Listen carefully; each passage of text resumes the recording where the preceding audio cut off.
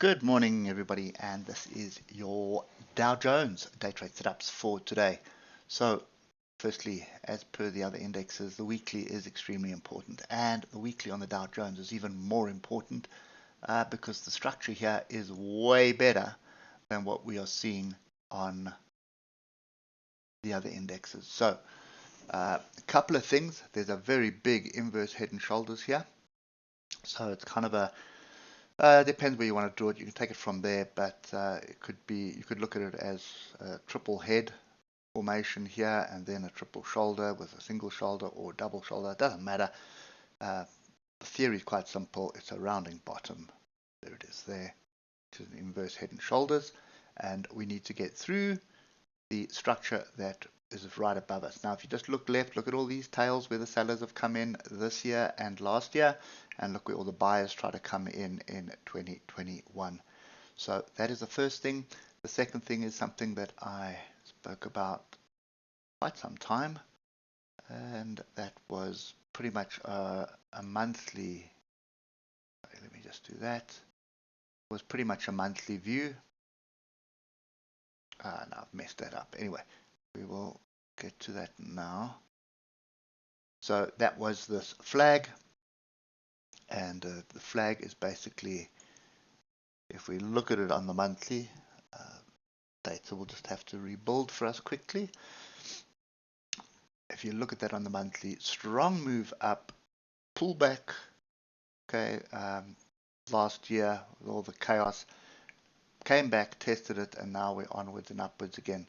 So oscillators also not quite anywhere at the moment, but nevertheless, that is still in play. Inverse head and shoulders on the weekly in play, and there is a smaller inverse head and shoulders as well, which is basically the right hand shoulder of the weekly inverse head and shoulders, and it is over here. You can see here's my left shoulder, here's my big head, and here is my right shoulder.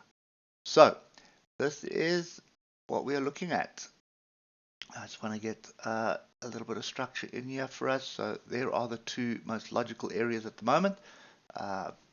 We start drilling down through the time frames, but before we do that, don't forget to leave us a comment or give us a thumbs up. Appreciate the thumbs up, helps us grow, and or even share us on social media. That's even better. Not just my S&P and DAX viewers are a lot more forthcoming than the people that are watching the Dow. Anyway, at the moment on the 3 hour, we do have a bit of a rejection that came in going into the close. That's to be expected. That was just profit taking happening. I mean, if you were in at the bottom here and you managed to get through, you're going to close out with a sizable amount of cash in your pocket. We have broken through another bit of, or brought another level into play. Let's get that exact, and that is right here at 34359. Okay, so that kind of some decent structure that has come up. You can see what happened with the data. Lots of confusion. We dropped, and then more data yesterday, which just caused. Which was just in contradiction to what we heard on Wednesday. You can see there was Wednesday's data, and then yesterday's data was complete contradiction to what we were told by the Feds. Anyway, so be it. This shows you the 155 EMA on the hour is your trend line. If you're below that, you're looking for shorts. If you're above it, you're looking for long. Quite simple, actually. So what we are looking for today is opportunities to buy. There's one more level we need to add in here now, which is over there. And I'm just going to get down to 15-minute, then we'll get those levels for you. So first level is going to be, sorry, we're going to add one more here because it could possibly be that as well, which is already played out. So 34,400 is your first area. If we stay above that and we start climbing, there's an opportunity to buy there. I would prefer a deeper pullback, so 34,359 is the first one. Second one would be 34,300, then a very decent level in my eyes would be 34,250.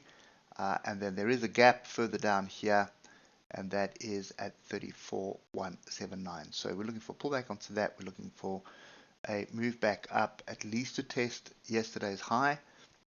If we get through yesterday's high, you're going to need to get onto the 8 hour, look to the left, but you see how strong this area of support is. And I don't think there is, here it is here.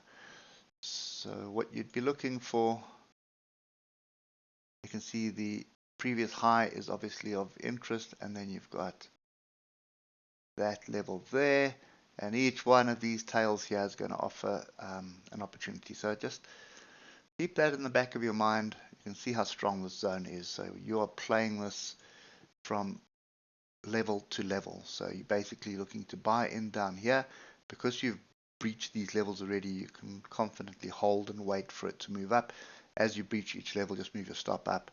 But this would be your next logical target to take profit at 34,559. Yesterday was a very difficult day to get into this. So, you could put your levels in here as you drop below them just to try and find some opportunity. And there's nothing really that materialized, to be quite honest. So I think a 5 minute probably would have given you something. Let's just get that. So that you can snap. 5 minute wouldn't have got you anything except this little pullback here. So let's just put that level in. So there's your breakout. That brings this level into play up. Now we're looking for a pullback. You'd be looking for a pullback onto anything here. And you can see there it is there. Boom. Big engulfing bar.